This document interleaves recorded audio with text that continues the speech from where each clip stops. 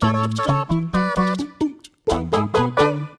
Mass Effect series is often fondly referred to as BioWare's greatest work. With all 4 games featuring gigantic intergalactic spaces to explore, plenty of attractive crewmates of all different species to befriend, real choices with real emotional impact on the world around you, and gameplay simple enough to pick up and play, but deep enough to get gleefully absorbed in. Very early on in the first Mass Effect game, our player character Commander Shepard is introduced to Dr. Liara T'Soni. Liara is an Asari researcher investigating the Protheans, an ancient alien race which mysteriously vanished over 50,000 years prior. She is a highly trained fighter using biotic abilities to provide Shepard ranged support. Throughout the series, you will meet many other Asari, and all of them beautiful women. Justicar Samara and her murderous daughter Morinth, Tevos and Irissa of the Citadel Council, the evil matriarch Benezia, your crewmate PB in Andromeda, and countless other notable characters. But they are all women. If there are no men, how do they even reproduce? My name is Rach and welcome back to Pockets Lore from WhatCulture Gaming. And they may be beautiful, but Mass Effect's Asari aren't quite what you think.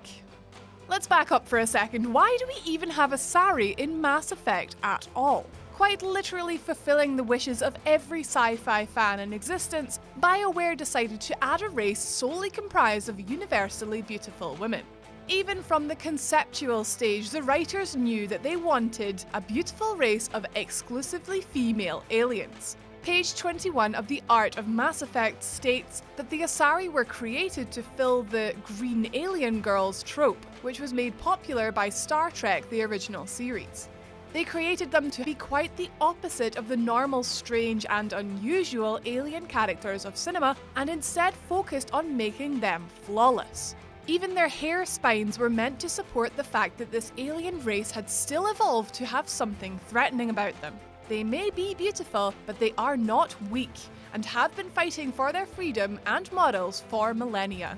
As the scriptwriters worked together with the character designers, they built up more and more history and depth to the species, resulting in the beautiful wives that we see before us today.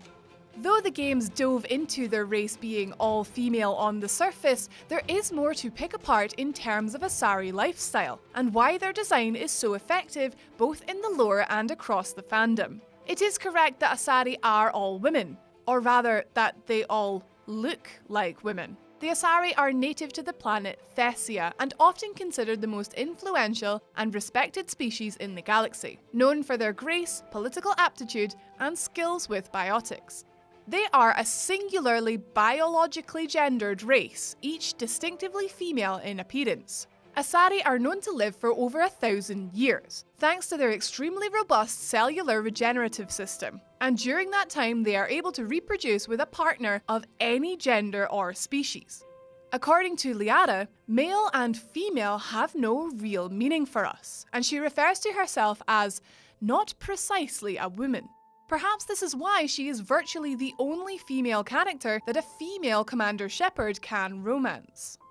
Asari gender is defined, although not as clearly as human gender is. And although they possess breasts and feminine voices, some Asari prefer to refer to themselves with gender-neutral language, as is hinted in Mass Effect Andromeda.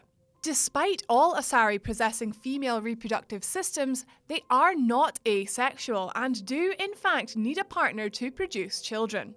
This process isn't your standard pants dance, but rather an Asari melds her nervous system with that of her partner's, leading to DNA being received which gets melded with that Asari to create a child. In the case of both parents being Asari, the mother is the one who carries the baby and the father is the other.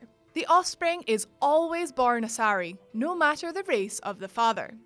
It is possible for the Asari to use melding other than for reproduction, as Liara melds with Commander Shepard on several occasions to help understand his or her visions. The Asari appear attractive to most other species. Their body shape would appeal to humans, their skin colour for Solarians, and their head fringe for Turians.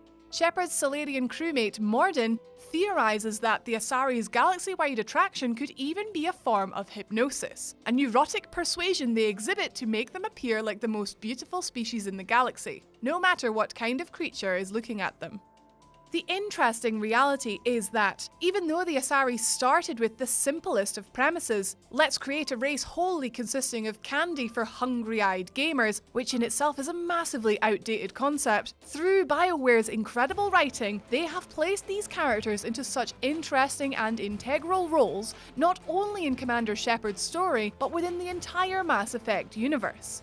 Not once did players ever see them as tacked on or disposable. They were objectified as much or as little as any other possible romance option. And that is the beauty of incredible character design. Except for maybe Morinth. That crazy witch can keep herself to herself. Thank you very much.